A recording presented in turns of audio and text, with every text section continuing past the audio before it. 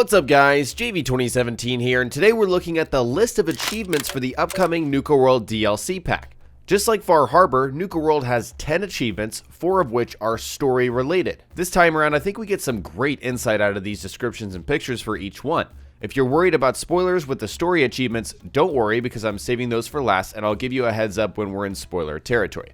Let's go ahead and start with the non-story related achievements. First, we have Eyes on the Prize, and the description for this achievement is to redeem 100,000 tickets at the Nuka-Cade. So we know from the trailer that was just released yesterday that we're going to have a ton of different little mini games to play around with in Nuka World, and now we know from this achievement that we're going to earn tickets from playing those games just like you would at an amusement park, and then we can go and redeem them at the Nuka-Cade. What we don't know is what we earn by redeeming those tickets. You know, what do we get? A cool new weapon? Is it going to be something Nuka-Cola related? Maybe just, a stuffed animal? If it's something like that, I'm going to be less excited, but if it's something that matters, I'm going to be more excited. And I'm also curious to know who or what is accepting these tickets. We're going to redeem them somewhere. Is it some kind of robot, some kind of machine that just gives us stuff like a vending machine? Or is it a raider trying to profit off of these tickets, saying go through the park, play these games, get these tickets, and then redeem them? So that's going to be really interesting, and I can't wait to find that out. Our next achievement is Beverageer, and the description is create 20 different flavors of Nuka-Cola. So this is a completely new and really cool concept. We're going to be able to create our own flavors of Nuka-Cola, and it sounds like there's going to be plenty of variety if there's 20 different flavors.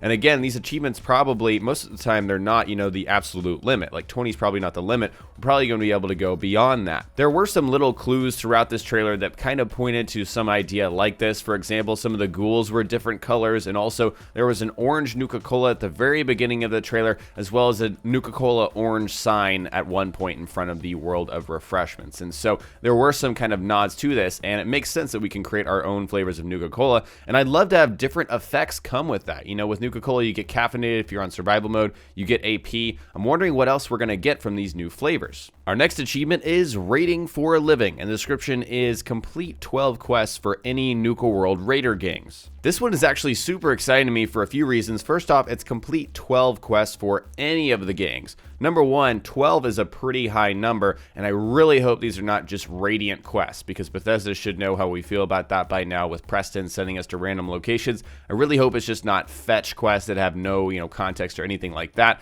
So really crossing my fingers for that. And second off, it's for any of the Raider gangs. So it sounds like, first in the beginning, I was thinking we'd have to choose one Raider gang and stick with them. There might be a point like that in this, DLC, and that would make sense, because in the beginning of Far Harbor, you could go around and do quests for the 3 factions that were in that DLC. So I'm thinking that's probably what we're going to have here, but at some point we're probably going to have to choose. That is complete speculation. There's nothing to actually back that up. That's just my gut feeling. Next up is Diabrarian, which is really punny. Thank you for that, Bethesda. And the description is to collect every issue of Scav magazine. If you played the Far Harbor DLC, then this should be familiar to you. That DLC also had their own magazines called the Islanders Almanac. Now we have the Scav magazines, which are obviously Raider themed. And if these magazines are anything like the Almanacs, they probably have something to do with, a lot of the stuff we're going to encounter in Nuka World. For example, Far Harbor's almanacs gave us, less damage from Mirelurk attacks, less radiation damage, marking certain locations on the map, things like that. So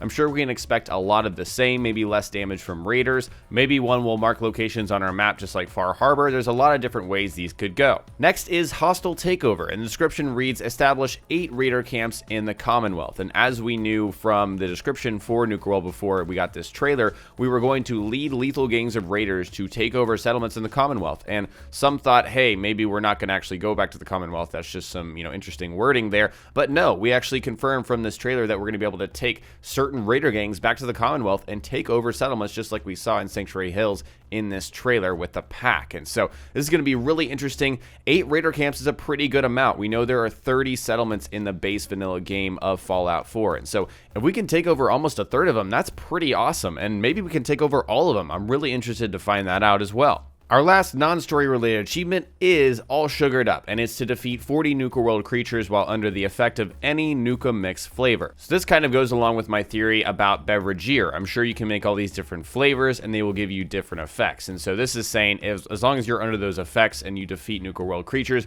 you will get progress towards this achievement. There's really nothing super special about this one. It seems like this one you'd get no matter what, as long as you were drinking the Nuka-Cola you were creating or collecting around the park. So that was it for the non-story related achievements. There's a lot of interesting things to do around the park. You know, different beverages to create, different games to play, stuff to explore. I'm really excited to do all of it. Now we are heading into spoiler territory. So once again, if you don't want to hear anything that potentially could spoil you in terms of the story for Nuka World, you should stop watching the video right now. Now, I'm not exactly sure what chronological order these quests are supposed to come in. Steam had them all jumbled up, so I'm not sure what comes first, what comes last. I can kind of guess, and that's what I'm pretty much going to do with you guys right here.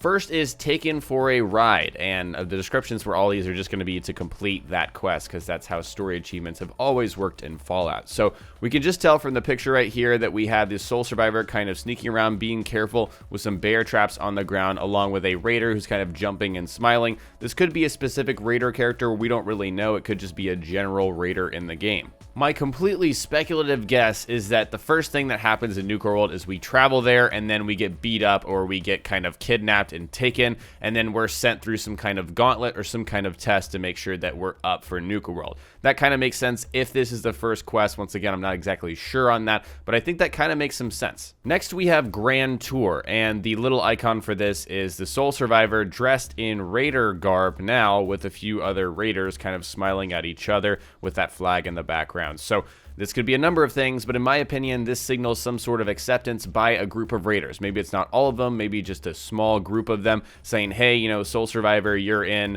We're going to give you the grand tour of Nuka World, show you how things go. If I'm following along with the speculation from the last achievement, this is maybe when the Soul Survivor passes whatever test, you know, he's taken for a ride, whatever test he needs to pass, and then the raiders do accept him, let him in, and give him the grand tour of the place. Our next achievement is called Home Sweet Home, and this one is really interesting for a few reasons. First off, we have the Vault Boy, which is typically the player. Whenever the Vault Boy is in the achievement, it's typically, you know, that's the Soul Survivor. That's who you're playing as. So the Soul Survivor is dressed as a raider, kicking somebody who's dressed in a vault suit. There are so many possibilities for this, but this makes me think that somebody in a vault suit that's from a vault is in power in Nuka World in some form or fashion. So this makes me think that as the sole survivor, we have to go and get somebody out of power. That is, once again, just a speculative theory, but let me know what you guys think about that. Is that a possibility? I don't know what this could be. The final overall achievement for the DLC is Power Play, and we have our Vault Boy once again dressed as a raider, either switching on or just about to switch off a power switch. My guess would be that there's something to do with power in Nuka World. That's an important part of it. Maybe we have to switch it on or off to stop one of the raider gangs. Maybe we can switch it on and get all of the rides going once again and reopen Nuka World. That actually sounds ridiculous. I don't think that's what's going to happen, but it's really up in the air. I don't know what else to say about Power Play, but I'd like to hear from you guys. What do you feel about all of these achievements? What are your guesses for each of them? I'd love to hear in the comment section below. Overall, I think we get some great info out of these achievements. One thing to point out is that there is one less story achievement when compared to Far Harbor's DLC. I think that's something we should expect since Nuka World is $5 cheaper than Far Harbor, but that's one of the differences we should notice. One story quest smaller probably just means it's a bit smaller in general, but not really by much. It's still $20. I know some have also pointed the fact that the download is bigger than Far Harbor. I think it's 3.6 gigs and it's 1 full gig larger. And